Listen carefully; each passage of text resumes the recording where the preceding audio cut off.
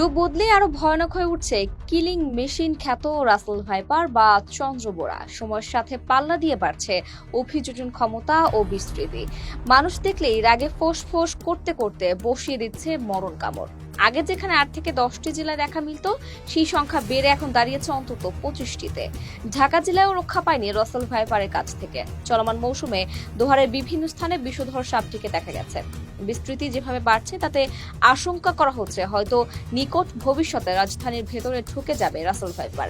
কারণ রাজধানী ঢাকার আশেপাশের অঞ্চলগুলোতে উৎপাত বেড়ে গেছে চন্দ্রবোরার। সরকারি তথ্য অনুযায়ী ঢাকার একেবারে কাছে মানিকগঞ্জের হরিরামপুর উপজেলার চর এলাকায় গত 3 মাসে মারা গেছে 5 জন। গত 2-3 বছর ধরে এর বিচরণ বহুগুণ বেড়ে গেছে। আবার সাপটি এর স্বাভাবিক চরিত্র বদলাচ্ছে। বিরূপ পরিবেশেও প্রতিনিয়ত মানিয়ে নিচ্ছে নিজেকে। রাসেল ভাইপার অনেক এলাকায় উলুবোরা নামে পরিচিত। ভূমিতে বসবাসকারী পৃথিবীর বিষধর সাপগুলোর মধ্যে 5ম স্থানে আছে এটি। কিন্তু হিংস্রতা এবং ভয়াবহতার দিক থেকে তার অবস্থান প্রথমে। আক্রমণের ক্ষেত্রে এই সাপ এত ক্ষিপ্র যে 1 সেকেন্ডের 16 ভাগের 1 ভাগ সময়ের ভেতরে কামড়ের সম্পূর্ণ প্রক্রিয়া সম্পন্ন করতে পারে।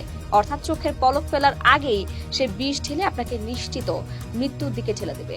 রাসেল ভাইপারের প্রধান খাবার মূলত ইঁদুর, তাই ফসলি জমিতে তাদের বেশি দেখা যায়।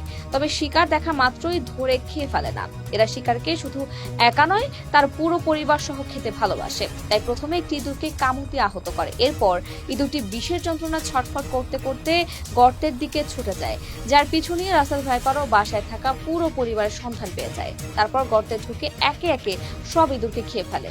আরেকটি ভয়ানক তথ্য হলো, অন্যান্য সাপ যেখানে মানুষ দেখলেই পালিয়ে যায়, চন্দ্রবোরা সেখানে ব্যতিক্রম। এরা ভয় পেলে বা কারো উপস্থিতি টের পেলে কুণ্ডলী পাখি আক্রমণের জন্য নিজেকে প্রস্তুত করে। এরপর সুযোগ বুঝে জায়গা মতো বিষদাঁত বসিয়ে দেয়। এদের বিষদাঁত বিশ্বের দ্বিতীয় সর্বোচ্চ বৃহৎ, তাই বিষ ইনজেক্ট করতে পারে খুব সহজে। সাপটি একেবারে সামনে থেকে মাথা উঁচু করে কামড় বসায়। রাসেল ভাইপার যে মানুষকে একবার কামড়ায় তাকে বাঁচানো খুবই কষ্টকর। অন্যান্য সাপের বেলায় কামড় দেওয়ার 48 ঘন্টা পর রোগীকে নিরাপদ ভাবা যায়, কিন্তু এদের বেলায় সম্পূর্ণ সুস্থ হয়ে উঠলেও আক্রান্ত ব্যক্তিকে নিরাপদ ভাবার সুযোগ নেই। কারণ রোগে সুস্থ হয়ে বাড়ি ফেরার পর মারা গেছে এমন রেকর্ডও আছে।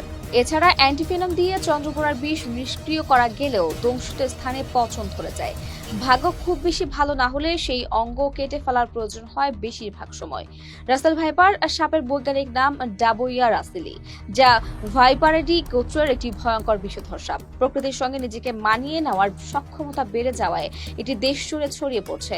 শুধু বাংলাদেশ নয়, চন্দ্রবোরার উপস্থিতি আছে ভারত, ভুটান, থাইল্যান্ড, কম্বোডিয়া, চীন ও মিয়ানমারে। তবে কয়েক বছরে আমাদের দেশে যে হারে এদের আনাগোনা বেড়েছে তা অত্যন্ত আশঙ্কাজনক। মূলত খাদ্যের প্রাপ্যতা, শত্রু কমে যাওয়ার কারণেই সংখ্যা বৃদ্ধি পাচ্ছে। এছাড়া আরেকটি কারণ ডিম না পেরে সরাসরি বাচ্চা প্রসব করা। রাসেল ভাইপারের আক্রমণ বেড়ে গেলেও তা রোধে সরকারের পক্ষ থেকে এখনো তেমন কোনো পদক্ষেপ নেওয়া হয়নি। তাই একমাত্র মানুষের সচেতনতাই পারে ভয়াবহতা কিছুটা কমিয়ে আনতে। কৃষকদের উচিত ধান কাটার জন্য গামবুট পরে জমিতে নামা, গায়ে থাকতে হবে জিন্সের প্যান্ট ও ফুল হাতার শার্ট। এছাড়া ফসল কাটা শুরু করার আগে পুরো জমিতে বাঁশ দিয়ে ভালোভাবে নাড়াচাড়া করতে হবে। সতর্কতা অবলম্বনের পরেও যদি কোনোভাবে রাসেল ভাইপার কামড় দিয়ে বসে, তাহলে যত দ্রুত সম্ভব জেলা হাসপাতালে নিয়ে যেতে হবে। অল্প সময়ের মধ্যে অ্যান্টিভেনম দিতে পারলে রোগীর বেঁচে যাওয়ার সম্ভাবনা বেড়ে যাবে। সাপের কামড় খাওয়া ব্যক্তিকে ভুলেও ঝাড়ফুঁকের জন্য ওঝার কাছে নেওয়া যাবে না, তাহলে তার মৃত্যু নিশ্চিত। দর্শক, আজ এ পর্যন্তই। আবারও আসবো নতুন নতুন সব তথ্য নিয়ে। সে পর্যন্ত সবাই ভালো থাকুন, সুস্থ থাকুন, দুর্বল নিউজের সাথে থাকুন। ধন্যবাদ।